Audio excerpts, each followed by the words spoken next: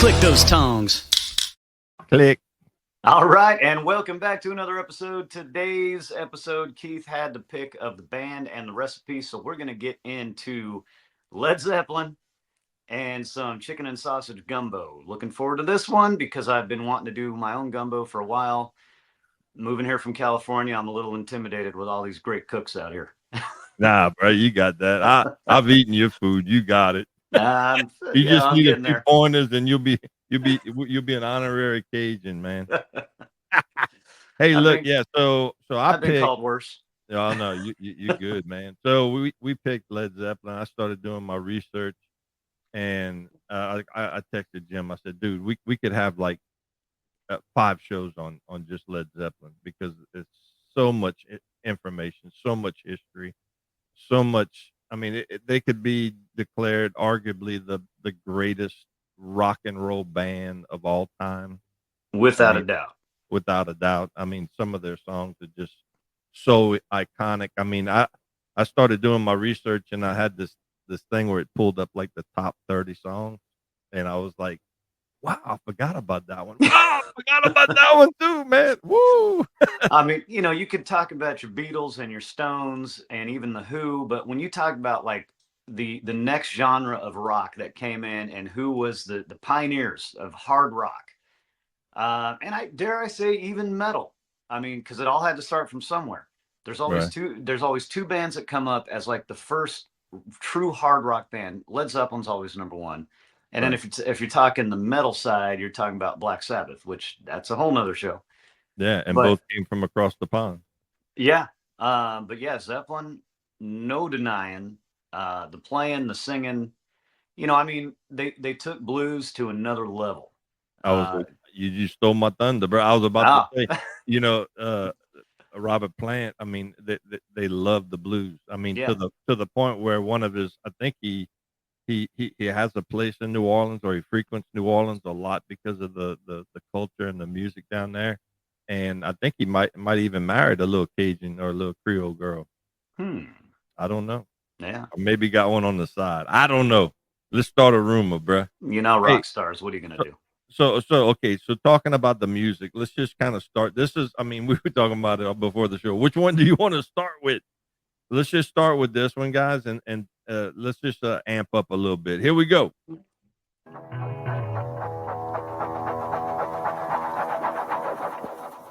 Hey, mama said the way you move gonna make you sweat, gonna make you groove.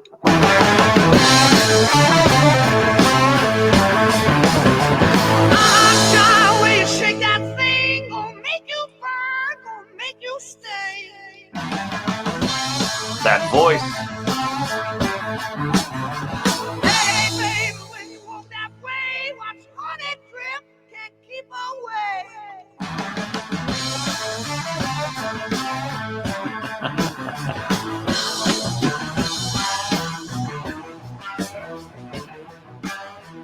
That voice and that groove.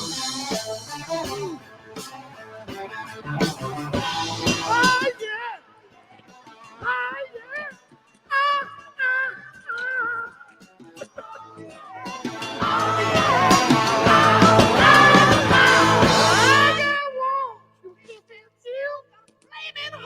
Can't get my feel.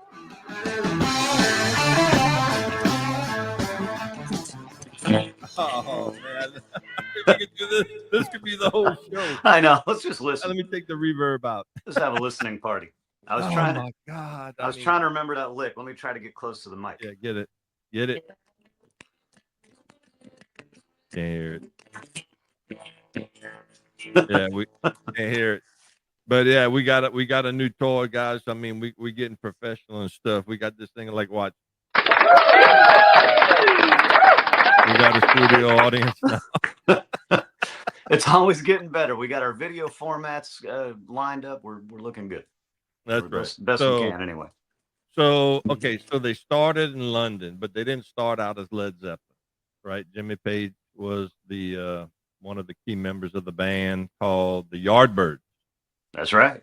I mean, what a name, Yardbird. I love it. And so that group kind of disbanded, and he stayed on, and he started looking for replacements. and I'm looking at my notes right now. He replaced with Paul Samwell Smith, lead guitarist, and Jeff Beck. And Beck didn't stay around. I mean, you know that name Jeff Beck, right? Oh, yeah, I heard of him. He's done some things. He's done a few things, Yeah. and then he left, and they got the main. I mean, they talked to Jim McCartney. They looked at vocalist Keith Relf, Jimmy Page, supergroup Page Beck, Keith Moon from the Who, Yep. John Entwistle, Entwistle, Entwistle Entwistle on on bass. the drums or bass. Yeah, he was a bass player for the Who. They even looked at Steve Winwood for vocals. Steve Marriott were considered. And then they basically landed, I believe it was in 1968, with the current members that they ended up with: Jimmy Page, John Paul Jones, John Bonham on drums, and Robert Plant on lead vocals. And I will thank Robert Plant for making any cover band's job impossible, because nobody can sing like that. And it is the most requested band. As a guy that plays in a cover band every weekend, pretty much. You know any Zeppelin? Yeah, but we can't sing it. Well, I tell you what, I mean, with this reverb, I was singing before, just playing with this thing. I sounded pretty good, man. You know, some of the high notes. But no, so it's incredible. I mean, the songs, I went through the song list. I mean, you got Immigrant Song, Kashmir, Stairway to Heaven, Whole Lotta Love, Ramble On, When the Levee Breaks, again, probably something that was inspired by his travels to New Orleans, Black Dog, Going to California, Dazed and Confused, Good Times, Bad Times, Living, Loving, Babe, I'm Going to Leave You. I mean, then the list goes on and on. Well, yeah, and you talk about the members of the band, there are no weak links in the band. No. I mean, if I had to pick one, the weakest link in that band, it might be Jimmy Page. And that's crazy because he's an amazing guitar player. But everyone in that band is a pioneer of their instrument, for sure. Right. But You know how they came up with the name Led Zeppelin? I know, I've heard the story. Well, this is off of Wikipedia, so we don't know if this is okay. So basically, They can't print it if it's not true. That's exactly right. So I mentioned those two guys, Moon, and you said it was called what? Entwistle? John Entwistle. Entwistle. Okay. Well, they were looked at members of the band. They decided not to go with them, and when they finally had their group and they were leaving on their way out, they said, "Y'all's group will never make it. Y'all gonna drop like a lead balloon." And so they took the word lead, which is Lead, and they said, well, let's take the A out because people can misconstrue it as lead. Yeah. So we're going to make it lead, LED. And then Zeppelin was, you know, the infamous the Zeppelin balloon in Germany that burnt and crashed. But the Zeppelins were the humanity. The wars and stuff like that. So it's just a very iconic name, and so they came up with Led Zeppelin because a lead balloon. That's perfect, and it has lasted forever. That name will live on forever in the world of rock. And I dare to say that Moon and that other guy were wrong. They didn't fall out the sky like a lead balloon. They're still soaring, bro. Yeah. So what else we got about Led Zeppelin? I mean, okay, we mentioned in one of the previous shows Damone from Fast Times at Ridgemont High, and I just thought of that. You know, he said, "Look, when all else fails, put it on the second side of Led Zeppelin." Yeah, right. And it was Kashmir. Da-na-na, da-na-na, yeah, da-na-na. And they're another band too that with the vast catalog that they have, there are no weak albums. They have some albums that were departure and they kind of got experimental and did some different things, but there are no bad albums. Other you know, unlike a lot of bands that have been out there for a long time since the 60s and 70s that have put out a lot of music, there's always a pooper in there somewhere. Led Zeppelin, man, every album you listen to over and over again. I can't think of, man. I mean, yeah, I can't think of anything where it's like, we're gonna skip that. I was just looking at my my full box set of Yeah, show them that, dude. the Like, they're the CDs. symbols. Yep. This Those was are the this symbols. was I forget when EMI or somebody put this out there, but all of the CDs are like little vinyl records, and so they've got their little mini sleeves, and this is so cool. So you can even pull that. It's like a little protective case, and even the CDs look like. Little record. Oh, that one doesn't. But anyway, most of them do. Yeah. But it's kind of fun. They got a little sleeve, all the liner notes and everything, just like the old I records. love it. I love it.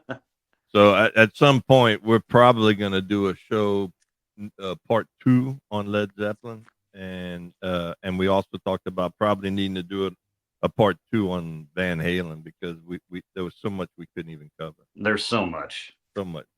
So We let's can- talk a little chicken and sausage gumbo. How?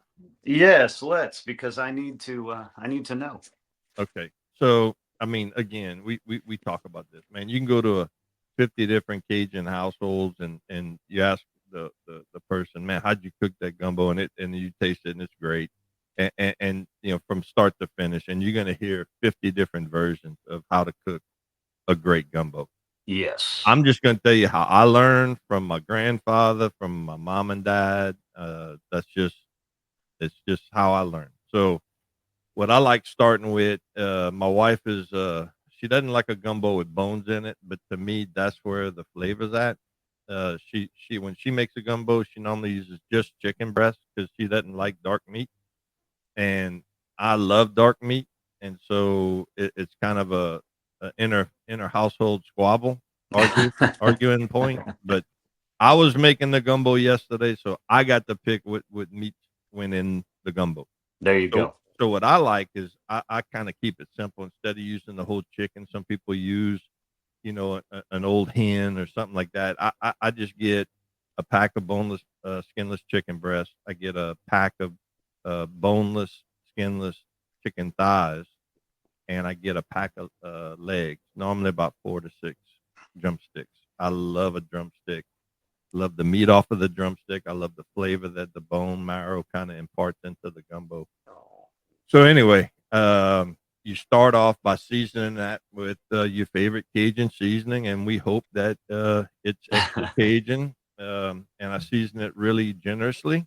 I don't put any binders. I just put it in a pan. I season all around, and I get my black iron pot. I like cooking in a black iron pot. Some people say you shouldn't cook in a black iron pot if you're cooking with water. It's bull. It's fine. You can, and it's a 9-quart pot, so everything I'm telling you will all fit in a 9-quart pot. Good to know. So yeah, so I start off with a little oil in the pot, get it on a pretty medium to hot fire, and I put all my protein, my chicken in there, and I kind of brown it, get that good Maillard effect. And with the seasoning that we use, it has a little bit of brown sugar in there, so it actually gives you a beautiful Maillard effect. And after you brown it on a medium to hot fire, take them off, put them in a pan, and then I add my trinity. Onion, bell pepper, and celery. My trinity has a little bit of parsley in it and a little bit of garlic in it as well. And so you put that, and you're gonna at the bottom of the pot, when you pull all your chicken out, it's gonna have these like little things stuck to the bottom. Some people call them the grimis, the grimons. My dad called it the crud. It's whatever you want to call it. It's basically the sugars that have cooked out from the protein. That and don't freak out. Don't try and scrape it before you add. It'll all deglaze. Okay, so put your onion mix, your trinity in there, and then maybe lower your fire just a little bit. But there's a lot of moisture in all these vegetables, and so you're gonna see immediately steam coming out from them. You're gonna see the water start to emit from your vegetables, and then you just keep stirring it with a wooden spoon and let that water basically deglaze or steam off all that flavor, all that love that's coming off the bottom of the pot. And you're gonna notice immediately your onions and your vegetables are gonna turn like a deep golden brown, dark brown kind of color before you even put the roux in. So after you kind of saute the onions down, I normally have my sausage all sliced up. I normally throw my sausage in there. Now my wife likes using Hillshire Farm. I'm telling on my wife. If she ever watches this podcast, she's gonna say, "Why are you telling all my secrets?" She likes Hillshire Farms, which is not a locally made sausage. I tell her all the time. I said, "Baby, since we've been married 35 years, I said we got some of the best sausage right here in Acadiana." I said, "Why you want to go buy that stuff made in wherever?" So I like using Savoirs. I mean, they got some good stuff out there. Whatever you like, use that smoked sausage.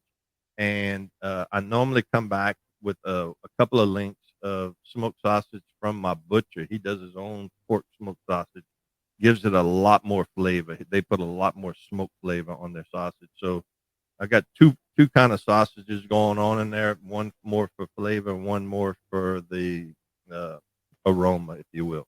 Yeah. And then when the fat starts rendering down as you're stirring it, you'll notice that everything's going to get real glistening, and that's what you want. You don't want to overfire it. You just want to kind of render down some of the fat in the sausage, and then you come back and you add a tablespoon or two of. I like the chicken better than bouillon paste. You can use a bouillon cube if you want. You probably would want to heat up some water in the microwave, put in a couple of cubes, and stir it till it's completely dissolved. But the better than bouillon is a paste. Put a couple tablespoons in there. Add added about 3 or 4 quarts of just regular water, and just kind of got all that to a simmer. Dropped all my vegetables back in, and then this is where it gets kind of sacrilegious for a Cajun. Uh-oh. Do you make your own roux, or do you use bottled roux? Well, I'm of the opinion that if you're gonna do it and you want to brag about when people say how good it is, you can stick out your chest like that and say, "I did all of that. I did the roux and everything," you know. But I was in the time crunch, and the roux does take a little added time to prepare for before you even start all the cooking. So I got a jar of roux. I like Savoirs. Again, you get whatever you want. I probably put a cup and a half of the roux in mine because I like a thick, watery gravy. You know, in Yeah. my Oh yeah. gumbo, I don't like it runny like a soup. I like it thick, thick, thick. Now you can start off and just add tablespoons at a time and stir it. Let it break down. Let it marry up with your liquid in there. And if it's too runny, put another tablespoon. Just kind of keep adding it. You can always add. It's hard to take out. You know, Yep. you'd have to go to a bigger pot if you put too much. You know, so just add a little bit at a time. I kind of know with the size jar I had. I know what I like. But when I do have time and I'm on my patio and I'm watching a football game, I love doing my own roux. I generally sometimes do it on my Cajun grill in a black iron pot over a wood fire and then smoke it with apple wood. Now Oh yeah. that is dynamite. That's like it's not even playing by the rules, bro. The apple wood is the only wood I use anymore. It's for everything. Exactly. Smoking or grilling, whatever I'm doing, throw some Right. apple wood in there. So you know, you got everything now in the pot. You got the roux, you got the consistency of the gravy you like.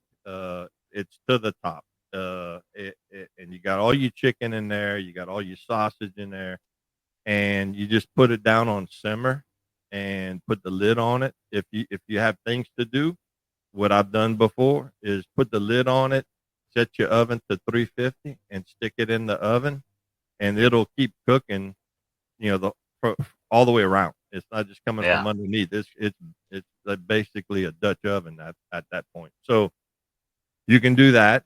I generally like to cook mine for at least 3 hours, maybe 4, to where the chicken's just, you know, basically fork Mm. tender. You don't have to give a lot of work to it. The thing about it, if you do have chicken parts with bones in it, like I had them legs in it, the last thing the thing you don't want to do is you don't want to keep working that you don't want to keep stirring it. I mean, after everything's kind of in there, let the food do the job, man. I mean, you'll break it apart. It'll fall off the bone. And maybe that's what you want. Maybe you want to break everything off the bones and fish the bones out so nobody gets a bone or a piece of cartilage stuck in their throat. But to me, that's the beauty, man. When you can put a whole drumstick on top of your rice and everything. Oh, that sounds amazing. This is something I've got. This is my next venture. My next cooking venture is going to be a gumbo. Since I've lived out here in South Louisiana, it's 10 years next year. I've had a lot of gumbo. Right. And of course, it's like boudin. Everyone claims they have the best, or they make the best, or they know where to get the best. It's hard to say what's the best, but let me ask you a controversial question. That's all right. I'm ready for you. That has come up with a lot of Cajuns I've met since I've lived here. Okay. Potato salad. Oh, I know where you're going with that. And you don't even have to ask me because you know what I'm going to tell you. Potato salad in the gumbo or no?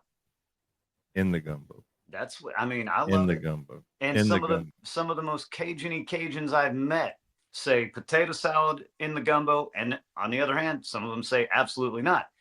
And then when I defend the potato salad in the gumbo theory, they go, "Well, what do you know? You're from California." I'm like, "But I didn't learn that on my own. I learned it from somewhere, and it came from Cajuns." Well, everybody's different. My wife, she asked, and when she used to set my plate when we were first married, she had the beans, she had the rice with the gravy on it, she had the meat right here, she had everything. Nothing was touching, nothing. Yeah. And I can tell you, that's not how I was raised. I mean, if you had, field peas, black eyed peas, or petit pois, the green beans, green peas, my mom would put a heap of rice. She'd put a big old heap of the beans on top of the rice, and then put the gravy on it, and then mix it all up. I mean, you got to put the beans with the rice and gravy. I mean, and it's kind of like the same thing. I love the flavors of the mustard and the potato, and it actually thickens up the gravy when you put the potato salad in with that. Another thing, some people just put a little bit of rice, and it's more like a soup with rice. Not this case. Look, put the rice, man. Well, and that's why gumbo is such a signature. Like many of the Cajun dishes, it's such a signature dish because they were poor. Like my grandfather, they were brought up in the Depression, and before that, they were poor. I mean, waste nothing, and they were poorer than that. I mean, so they learned to maximize and to spread out a meal with some of the cheapest ingredients, which rice and potatoes. That was some of the cheapest things, but you could spread it out. So every dish that a Cajun serves pretty much is going to have rice involved. And it's not because we just like rice. That's just how the meals were prepared. Yeah, the tradition, and it's stuck. Mm-hmm. That's a beautiful thing. Man, look at us at the almost 23 minutes. Dude, I looked up while you asked me that question. I mean, we knew. We just knew. We're going to have to just set a new standard in podcast, bro. Look, we're going 25, 30 minutes, and that's it. It's so easy to get carried away. Yeah, but the audience approved. Yeah. Well, look, man. So me and you gonna get together one day, and I'm gonna show you how I do my gumbo, and if you taste mine and you like it, I'll be happy to help you in any way I can. All right. I gotta put Jim's. Like, y'all, this is Jim's, and I gotta get you a new one. Oh yeah. Well, why don't you tell them how to find you on social media, bro? Grilling with Jimbo, Jimbo, Grilling with Jimbo, Facebook, Instagram, TikTok, YouTube. You will find me, and all kinds of cooking information. There you go. Well, we appreciate it. And how about you? You got this recipe up on your website? I think it is on my website. If you go to xtracajun.com, we have the mock shoe, we have the gumbo, and in that picture, there's potato salad in the bowl. I can show you. And there's a third one that's the crawfish etouffee maybe. But we're going to be adding more. We're going to be adding more, and we're going to be adding my dad's cookbook, which I need to get you my dad's cookbook. All right. It's the Cajun Grill cookbook, and it's amazing. And we're going to be selling that on the website as well soon. So go check us out. You can get to all our social media by clicking on the icons associated on our page. We love y'all. We hope you enjoyed this episode, and we see you soon. Hey, Jim, what we're going to be talking about next time? Oh, well, I'll have to think about it. But as far as a band, I'm gonna go with the Tubes. Oh, you pulled a curveball on me, bruh. And we're gonna think about the recipe. Well, look, guys. Yep. See y'all next time. And we love y'all. Pooyie. Punched out and I'm headed home. The grill is calling and it's time to roam. Classic rock on the menu tonight. Ribeye and shrimp, the perfect bite. Rockin da Grill, been waiting all day. Smoking fire, they say I'm on It's time to rock my mysterious pill. Come and join us, Rockin da Grill. Click those tongs.